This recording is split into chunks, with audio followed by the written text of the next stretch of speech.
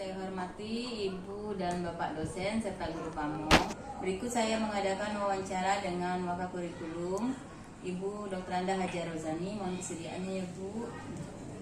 Mengenai eksplorasi penyebab masalah, yang akan saya tanyakan adalah yang pertama, menurut Ibu apa penyebab peserta didik hasil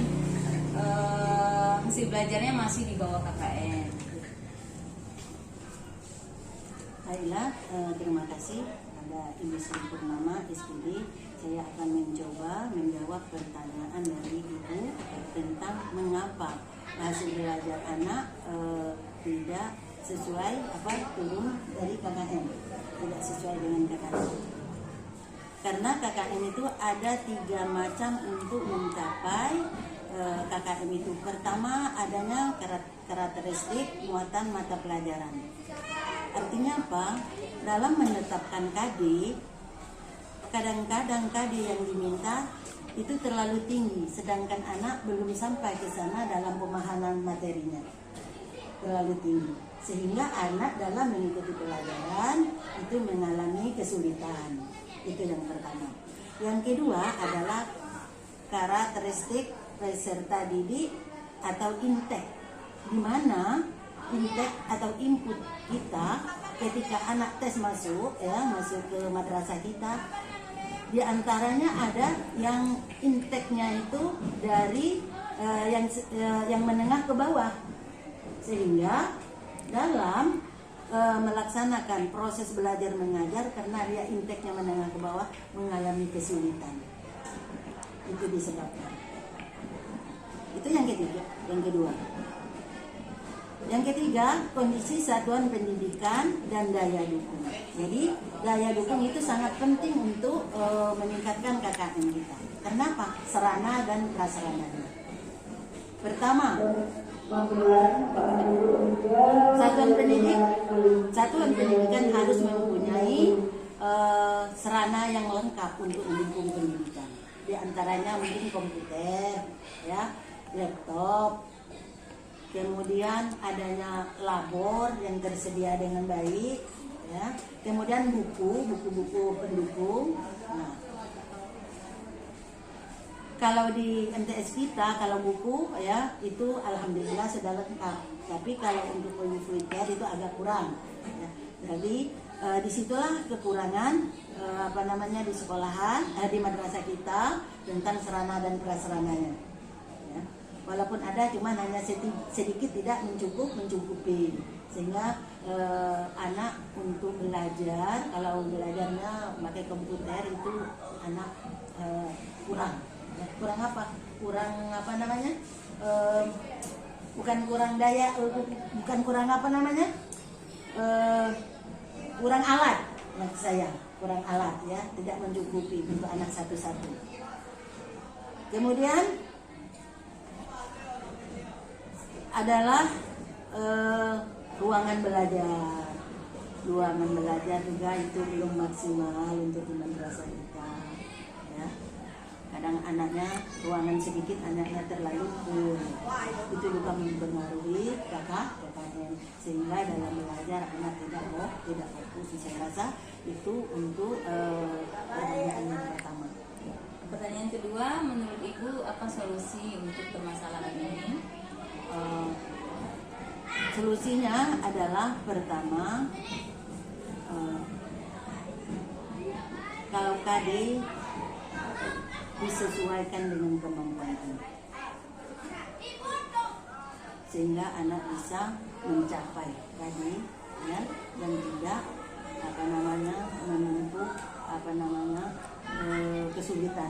mengalami kesulitan dalam belajar.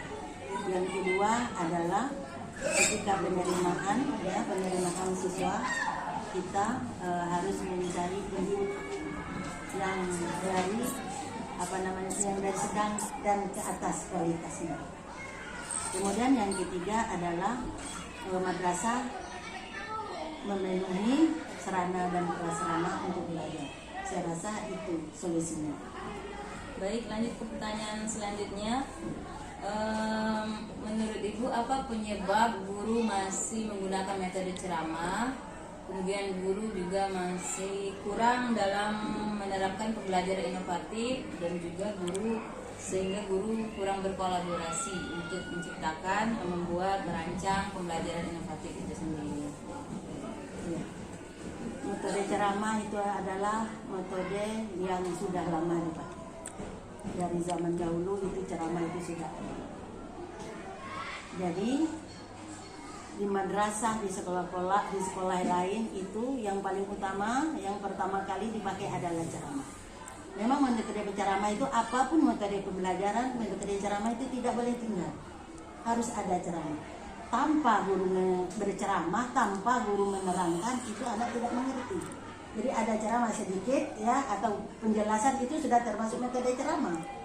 Nah, namun karena sekarang ada metode lain, ya, banyak guru yang tidak memahami tentang metode-metode inovatif, apa tadi, kolaborasi.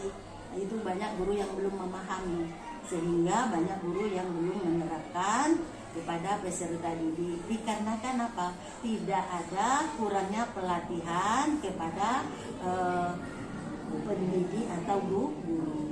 Gitu. Jadi solusinya apa Bu ya atas masalah tersebut? Solusinya adalah diharapkan kepada satuan pendidikan agar gurunya mengerti dengan metode-metode yang terbaru, diadakan pelatihan. Nah, itu saya rasa supaya gurunya mengerti dan bisa menyampaikan kepada siswa. Baik, pertanyaan selanjutnya mengenai HOTS Bu. Menurut Ibu, mengapa atau apa penyebab peserta didik kesulitan menyelesaikan soal-soal HOTS? Iya, terima kasih. HOTS itu adalah soal yang memerlukan pemikiran yang tinggi. Beda dengan soal biasa. Karena di dalam soal HOTS ada pemikiran yang tinggi, ada analisa, ada pemahaman. Ini anak-anak kita belum terbiasa. Dikarenakan apa? Anak-anak kita, siswa kita terbiasa dengan soal yang mudah. Makanya ketika diberikan soal HOTS, anak tidak mengerti. Karena anak ini tidak mau menganalisis soal itu. Karena soal HOTS itu harus dianalisa, ya, baru anak bisa menjawabnya. Karena menganalisa. Nah, sementara anak-anak kita kadang-kadang dia melihat soal yang panjang itu dia malas mau membaca. Dan tidak mau menganalisa, tidak mau berpikir. Dia maunya yang mudah-mudah. Baik, pertanyaan terakhir. Jadi menurut Ibu apa solusi untuk masalah HOTS ini? Ya, solusinya adalah guru setiap mengasih atau memberikan soal, biasakan memberi soal HOTS. Jadi di dalam membuat ulangan tidak perlu banyak-banyak soalnya. Cukup 1, 2, paling banyak 3, tapi dengan soal HOTS. Supaya anak terbiasa. Jadi setiap ulangan berikan HOTS. Banyak 1 atau 2 soal. Nanti dengan seperti itu nanti anak lama-kelamaan terbiasa. Nanti saya rasa itu. Baik, terima kasih banyak atas waktunya Ibu.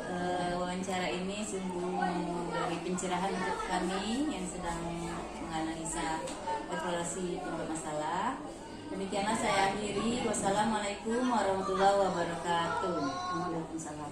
Assalamualaikum warahmatullahi wabarakatuh. Bapak dan Ibu dosen dan guru bangun yang saya hormati, berikut saya akan mewawancarai Ibu Wakaf Kesiswaan, Ibu Rohania SKG, mohon kesediaannya Ibu, baik terkait dengan eksplorasi penyebab masalah. Yang akan saya tanyakan adalah menurut Ibu apa penyebab motivasi belajar siswa masih rendah? Assalamualaikum warahmatullahi wabarakatuh. Perkenalkan, nama saya Ibu Rohania, Wakaf Kesiswaan pada MTS Manidong Kota Jambi. Menurut saya, mengapa motivasi belajar siswa itu rendah? Bisa ditinjau dari beberapa hal. Ada aspek dari internal dan ada aspek dari eksternal. Aspek dari internal yaitu aspek dari diri siswa sendiri. Ada kebiasaan-kebiasaan buruk yang melekat pada siswa itu. Kemungkinan juga ada yang mereka itu tidak berbakat dengan salah satu materi yang diajarkan. Kemudian ada juga yang memang mereka itu malas karena lingkungan yang menyertai. Untuk faktor eksternal, mohon maaf, faktor eksternal itu bisa dari keluarga, kemudian teman sebaya, kemudian lingkungan sekolah dan lingkungan mereka bermain.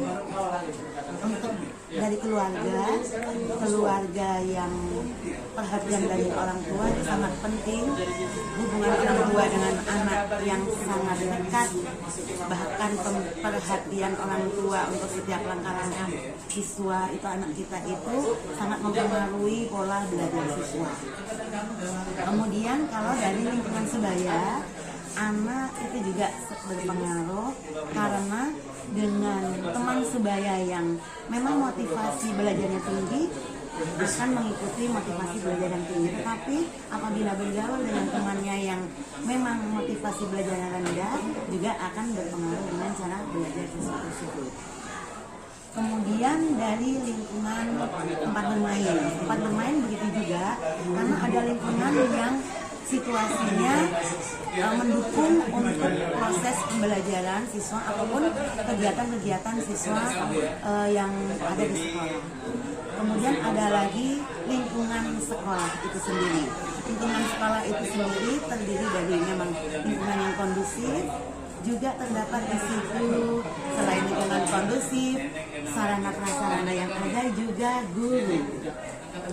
Dari guru kemungkinan ada metode yang tidak tepat yang digunakan oleh guru